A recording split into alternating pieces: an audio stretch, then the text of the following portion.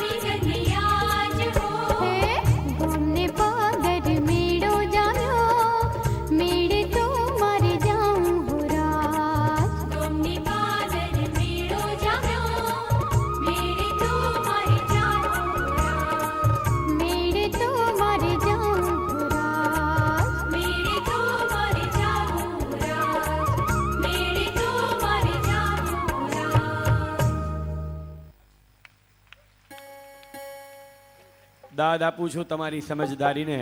સુંદર મજાનો પ્રતિસાદ, કલાકારોનો ઉત્સાહ વધી જાય, ધગસ વધી જાય.